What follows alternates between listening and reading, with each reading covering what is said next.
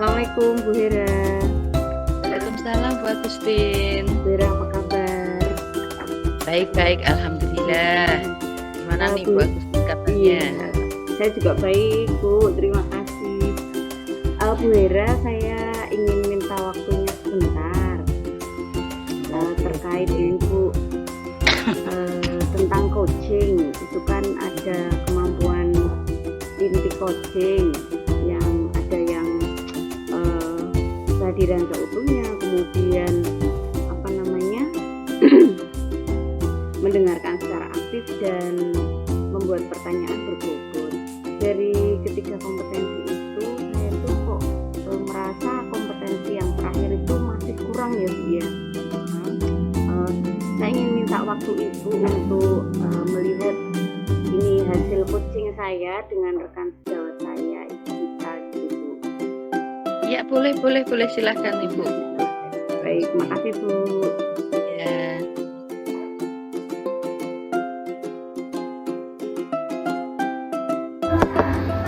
Madam, Gimana? kan kemarin saya sempat melihat diseminasinya Madam. Terus saya mencoba untuk mempraktekkan segitiga restitusi itu yang Madam sampaikan ketika itu. Saya coba, ternyata nggak mudah. Iya, terus? Kira-kira gimana sih biar bisa kitanya juga terkontrol, kita bisa menyentuh hati siswanya itu tuh tanpa harus kita meledak-ledak kayak gitu. Emang gimana sih, pernah praktek? Pernah coba dipraktek? Iya, pernah. Jadi ada siswa di kelas sih, dia itu sudah saya berikan instruksinya, tapi dia itu nggak memperhatikan, tetap bermain kayak gitu. Jadinya saya udah dikasih tahu, tapi tetap dilakukan, sayanya tetap nggak bisa menahan diri, jadinya meledak-ledak gitu kayak, ya Allah, mungkin karena faktor apa sih bisa kayak gitu, nggak bisa menahan diri untuk tidak istilahnya kayak berbicara kasar kayak gitu ke siswa kayak gitu. Dari segitiga restitusi itu pernah dipraktekannya yang pertama yang gimana? Yang saya mencoba mendekati siswanya, terus saya kasih tahu, Nang, coba ini diperhatikan dulu, biar nanti kamu paham gitu. Terus iya bu, saya tinggal lagi ke depan ngecek yang lainnya, terus mainan lagi kayak gitu, nggak kekontrol. Ya Allah, Nang gitu, tak bilangin kayak gitu, tetap aja dia seperti itu. Pernah tanya nggak ke anaknya kenapa sih dia melakukan itu gitu? Nah, apa itu ya jangan-jangan yang itu tuh belum pernah saya sampaikan. Yang Nang kenapa seperti itu belum saya sampaikan. Pendekatan itu belum tak coba. Baru itu ngebilangin aja gitu. Terus pernah ada kasus lain nggak? Kasus lain ya itu paling kalau anak-anak mancing kayak gitu, mancing kolam kan ya Allah, ya udah tak bilangin, Nang, ya itu anak-anaknya ya sempet kayak berontak kayak gitu, apa sih cuma kayak gini loh Bu kayak gitu. Iya. Jadinya kita marah karena cuma kayak gini loh Bu kayak gitu. Ya Allah. Padahal itu pelanggaran ya? Iya. Pernah nggak tapi melakukan ini ketika restitusi tapi berhasil loh? Pernah, tapi di siswa-siswa yang memang belum pernah melakukan pelanggaran. Kayak sebenarnya contohnya itu waktu terlambat itu loh. Waktu terlambat, anak itu tuh memang awalnya tuh nggak pernah terlambat ya, masuk sekolah ya sesuai dengan jamnya. Terus tak tanyain kenapa terlambat, ternyata memang malamnya kan dia di pondok, malamnya tuh ada acara sampai pagi, jadi bangunnya agak kesiangan kayak gitu. Ya udah akhirnya tak bilang, dia juga iya Bu, saya juga meminta maaf ya Bu ya kayak gitu. Dia malah ikut minta maaf gitu karena dia mungkin sadar ya kalau apa yang dilakukan, walaupun alasannya memang masuk akal, cuma dia tetap ya itu salah satu pelanggaran kayak gitu. Kalau itu perlakuannya sama nggak waktu memperlakukan anak yang nggak berhasil dengan yang anak yang berhasil, itu bedanya apa? Iya, pasti ini beda ya perlakuannya. Kalau dari diri saya sendiri, kalau yang anak yang nggak angel, nggak itu tuh ya anak kitanya juga kayak hatinya kayak ikut berempati, ikut kayak oh iya ternyata memang dibilangin aja tuh cukup gitu. Nah, kalau yang anak yang rada susah ini, yaitu kita kadang kepancing gitu, kepancing. Kalau harapannya gimana sih? Ya harapannya ke anak-anak ini yang belum berhasil ini. Harapannya kita cukup kalau mereka melakukan sesuatu hal, kita cukup memberikan teguran aja, itu udah cukup tanpa ada misalnya kayak hukuman apa segala macam. Harapannya seperti itu. Kira-kira nih biar anak bisa kayak gitu mau diperlakukan seperti apa? Kalau dalam benak saya itu ya melakukan pendekatan yang lebih dalam lagi sepertinya ya. Terus mencoba untuk mencari tahu latar belakangnya anak juga ya kan. Kayak misalnya mungkin kita nggak tahu di rumah mereka itu ada masalah apa segala macam, mungkin masih kebawa sampai ke sekolah, atau mungkin anak-anak juga melampiaskannya di sekolah kayak gitu. Ya itu sih paling lebih sabar lagi dan lebih mengerti lagi menggali lagi latar belakang siswa, mengetahui motivasinya dia. Iya, apa betul. Gitu ya. Itu yang harus ditekankan sih, biar kitanya nggak salah ambil langkah juga kan. Kalau dari skala 1 sampai 10 nih, kira-kira posisi Bu Gita itu di skala berapa ini dalam hal penanganan anak ini? Kalau saya menempatkan diri saya masih di posisi 5 atau 6, masih di tengah-tengah. Pengennya setelah ini ya 10 pasti 10. Ya kan. Oke. Terus nih, tadi kan udah anak mau kasih pendekatan, kemudian kita cari motivasinya anak itu apa. Kira-kira apa lagi sih yang mau dilakukan biar hasilnya kan maksimal gitu? Apalagi kira-kira? Mungkin lebih ke sosialisasi ke anak-anaknya, sama bekerja sama dengan orang tua mungkin bisa ya. Karena kan kita nggak sosialisasi tentang peraturan. Iya, sosialisasi tentang peraturan. Terus yaitu bekerja sama dengan orang tua, komunikasi dengan orang tua lebih ditekankan lagi, karena memang anak ini kan berasal dari rumah terus ke sekolah, berarti kan kita harus ada ikatan antara siswa, guru, dan orang tua juga. Kita semuanya itu mengambil peran yang perannya masing-masing gitu. Terus nih ada melibatkan orang tua ya kan. Kira-kira siapa lagi yang terlibat dalam rencana untuk istilahnya memperbaiki tingkah laku anak ya? Siapa lagi kira-kira yang terlibat? Semua warga sekolah pasti, bapak ibu guru, baik wali kelas maupun guru mata pelajaran. Terus BK juga punya peran yang sangat penting, kesiswaan juga. Kita harus menyamakan visi misi kita. Iya.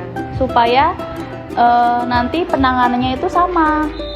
tidak mandek di misalnya di kesiswaan atau mandek di BK kayak gitu. Jadi kita semuanya mempunyai tahu visi misinya sama gitu, mempunyai kesepakatan gimana untuk penanganan kasus ini, gimana jangan hanya menurut si A harus kayak gini, menurut si B harus seperti ini, akhirnya malah tidak ada kejelasan solusi yang dilaksanakan.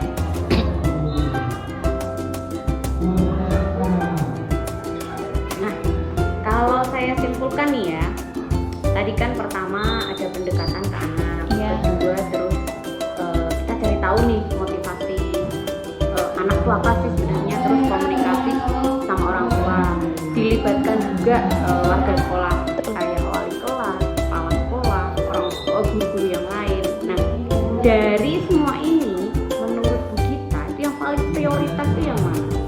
Yang paling prioritas maksudnya? Yang lebih utama harus dilakukan dulu, penting dilakukan dulu di antara yang tadi itu yang mana? Yang mencari latar belakangnya, Mencari motivasi. iya, mencari motivasinya. Kenapa ini? Karena kalau kita nggak tahu motivasinya apa, itu akan kita nanti bisa salah langkah. Misalnya ada Salah langkah dalam penanganan. iya, misalnya ada anak yang di sekolah kok dia tidak bisa dibilangin, terus kita marah-marah sama dia, tapi ternyata dia ada masalah di keluarga, mungkin kakaknya meninggal jadi dia sedih atau apa, malah kan justru malah menyakiti hatinya terlalu dalam kan. Nah, kalau kita nggak tahu motivasinya apa, ya nanti kasihan anaknya juga. Itu seperti itu.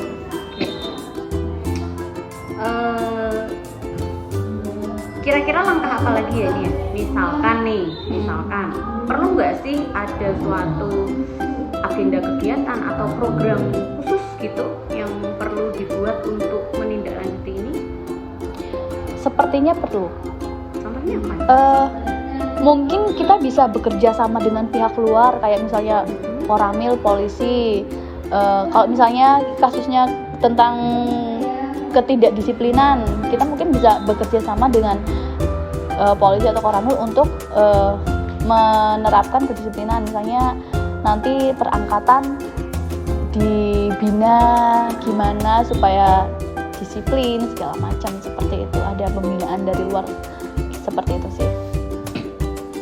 Pendidikan kedisiplinan gitu. Iya betul, misalnya seperti itu. Atau kalau yang sekarang yang masalah proyek profil Pancasila kayak gitu kan, kita ada tema-temanya, mungkin kita bisa mengambil figur di luar yang bisa kita jadikan teladan untuk anak-anak kayak gitu, biar anak-anak bisa mencontoh, seperti itu sih. Jadi kayak itu tadi, profil pelajar Pancasila, kegiatan proyeknya itu bisa saya katakan kita juga perlu mengadakan kegiatan yang menumbuhkan Betul. kedisiplinan. Benar Betul, nggak? betul. Iya, kegiatan yang menumbuhkan kedisiplinan. Oke, kira-kira kegiatan semacam ini tuh mau dilakukan kapan? Karena ini sudah akhir semester, mungkin kita bisa mulai semester depan, dimulai dari awal semester, karena biar anak-anaknya itu habis berangkat sekolah dia punya semangat baru lagi kayak gitu.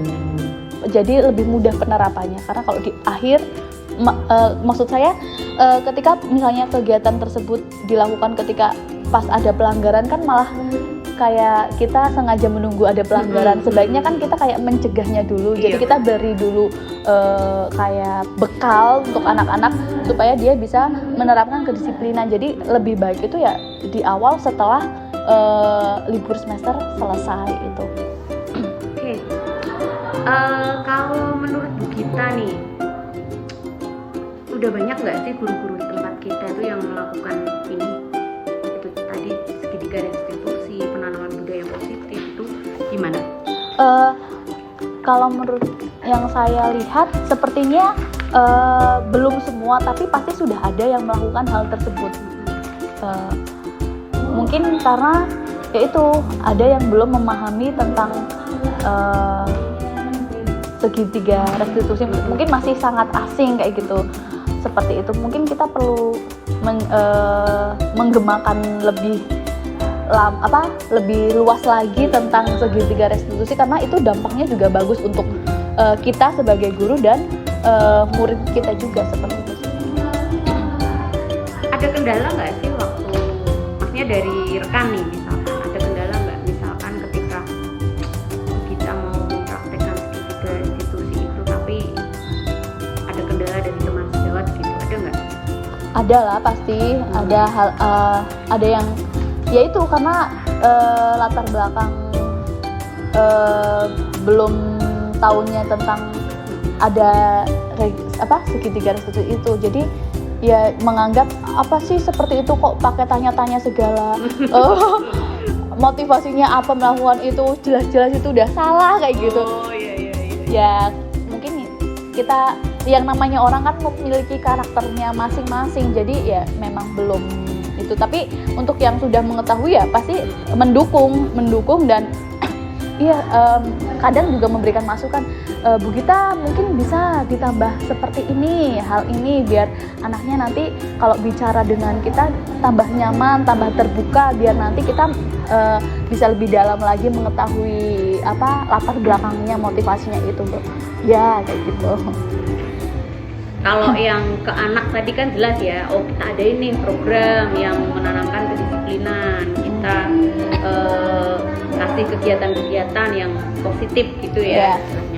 Tapi kalau untuk mengatasi teman yang seperti itu tadi gimana menurut kita? Ya kurang lebih melalui kegiatan apa? Ya kurang lebih ya sama, kita adakan workshop atau seminar kayak seperti itu yang karena itu juga bagus untuk kita biar nanti kita mudah dalam mewujudkan visi misi sekolah kita. Itu malah sangat menguntungkan sekolah justru kalau diadakan disebarluaskan ke seluruh guru dan karyawan.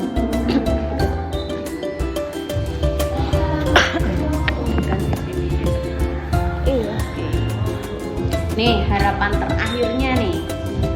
Tadi kan tindak lanjutnya kan kalau ke anak itu tadi ya, kegiatan yang positif, ke rekan sejawatnya terkait dengan diadakan workshop segala macam. Harapan terakhir nih, benar, waktunya dulu. Kalau yang workshop seminar tuh kira-kira bagusnya diadain kapan? Karena ini sama seperti tadi udah akhir pas, jadi ya itu mungkin pas liburan, siswa libur kita kan nggak libur. Iya, kita nggak libur, jadi bisa waktunya maksudnya nggak terlalu berat juga, nggak harus pelajaran, nggak harus apa, jadi kita bisa fokus ke seminar ini atau workshop ini kayak gitu. Oke. Harapan terakhirnya tuh pengennya gimana sih? Kenapa sih perlu segitiga restitusi? Harapan terakhirnya tuh apa? Harapannya kita biar bisa memanusiakan manusia kayak gitu, karena Ki Hajar Dewantoro juga pernah berpendapat kalau pembelajaran itu ya harusnya yang memanusiakan manusia, karena kita semuanya ya manusia kayak gitu. Kita kalau nggak diperlakukan selayaknya manusia juga kayak marah segala macam, makanya lebih baik kan kita memulai lebih dulu untuk memanusiakan manusia, baik itu ke teman sejawat atau ke siswa kita, seperti itu. Harapannya seperti itu, pembelajaran yang memanusiakan manusia supaya anak lebih merdeka, kita lebih merdeka, hatinya itu lebih terbentuk dan lebih kuat gitu, supaya tidak ada yang hatinya, kalau anak-anak terluka batinnya nanti pembelajaran tidak akan bisa meresap. Jadi kalau saya katakan nih, harapan terakhirnya pendidikan yang memanusiakan manusia, karena manusia itu kan unik ya. Iya. Artinya ketika kita memperlakukan si A dan si B itu beda. Makanya dinamakan memanusiakan manusia, karena tiap manusia satu dan lain beda, perlakuan kita juga disesuaikan dengan mereka. Betul. Kalau sama anak berarti ya disesuaikan dengan kodratnya. Iya. Si A, si B dan seterusnya. Sepakat nggak nih? Sepakat. Oke, sayang sekali waktunya. Aduh, kita asik banget padahal. ngobrolnya harusnya masih banyak ya. Iya. Oke. Kapan-kapan nyambung lagi deh. Boleh. Kalau Asik ada banget ya. masalah siap bilang aja. Siap. Oke. Makasih ya. Iya, sama-sama.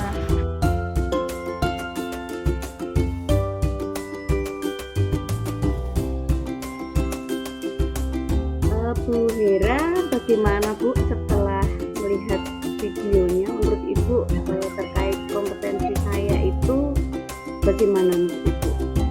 Ya.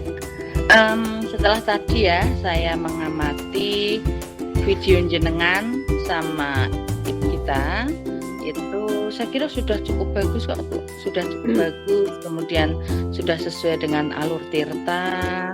Ya. Kemudian tadi saya juga melihat jenengan mencatat gitu ya, seperti mencatat sesuatu, itu kata kunci ya Bu ya. Iya Bu, jadi saya mencatat kata-kata khusus menurut saya kunci itu tadi terkait supaya saya itu mudah Bu memunculkan ide untuk membuat pertanyaan selanjutnya gitu. Iya, oke, bagus. Lah kira-kira langkah apa lagi nih yang akan ditempuh oleh jenengan untuk meningkatkan kompetensi ini? Berlatih Bu, yang jelas Bu. Mungkin saya akan praktekkan model coaching ini setiap saya menangani permasalahan siswa, kemudian dengan rekan sejawat juga Bu. Oke. Nah, terus ada nggak ini kira-kira kendalanya? Kendala mungkin waktu dan tempat ya Bu ya, waktu dan tempat. Jadi kan anak-anak itu kan seharian full pelajaran, terus kadang sayanya juga jam mengajarnya tabrakan seperti itu. Kemudian kalau tempat coaching itu kan sangat butuh tempat yang privasi ya Bu ya. Nah itu kadang sedikit sulit itu Bu, karena dimanapun di sudut sekolah itu kan rame anak-anak gitu. Iya, betul. Terus betul. mungkin juga dari rekan sejawat, tapi ya butuh sosialisasi. Oke. Kalau dari skalanya 1 sampai 10 jenengan kira-kira ini di mana Ibu? Bagus. Mungkin saat ini masih di posisi 7 Bu. 7. Tapi ya pengennya nanti bisa 10 tentunya. Iya. Semoga Iya. bisa mencapai yang diharapkan. Oke. Tadi skala sudah. Kemudian solusinya apa ini Bu dari kendala-kendala tadi menurut Pak Agustin solusinya? Kalau yang waktu dan tempat mungkin memang harus sengaja menyediakan waktu Bu. Tempat mungkin nanti perlu kerjasama dengan guru BK. Jadi misal ada permasalahan dengan siswa ya minta tolong guru BK menyediakan tempat. Kan kalau di BK itu ada ruang khusus konsultasi ya Bu ya, sediakan tempat juga itu mungkin pinjam di situ. Kemudian memang harus menyediakan waktu. Kalau saya pas tidak mengajar mungkin anak saya panggil dulu dari kelasnya, nah mungkin bisa untuk coaching itu. Kemudian kalau dari rekan sejawat mungkin itu tadi Bu, butuh kayak diseminasi sosialisasi itu. Oh iya, diseminasi ya, sosialisasi. Lah kira-kira rencana ini bisa dilaksanakan kapan Bu? Kalau yang dengan murid kan waktu mungkin sudah tidak ada di akhir semester ini ya Bu ya, karena sudah mau libur. Mungkin di semester depan Bu ini sudah mulai dipraktekkan.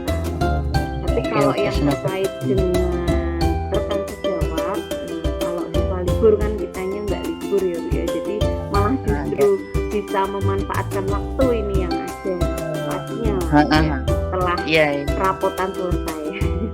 Ya betul sekali ya Bu ya. Terus kira-kira ini siapa saja yang bisa dilibatkan untuk membantu kegiatannya dengan? Yang jelas rekan sejawat, kemudian kepala sekolah Bu. Kepala sekolah itu perlu sekali dilibatkan supaya coaching ini tidak hanya saya nantinya, jadi rekan-rekan sejawat juga bisa mengetahui, akhirnya dari semua permasalahan yang ada itu bisa ditangani dengan semacam ini. Nah, bantuannya dari kepala sekolah juga rekan ya, rekan sejawat. Lah kesimpulannya menurut jenengan dari percakapan kita ini itu bisa disimpulkan di mana? Oke.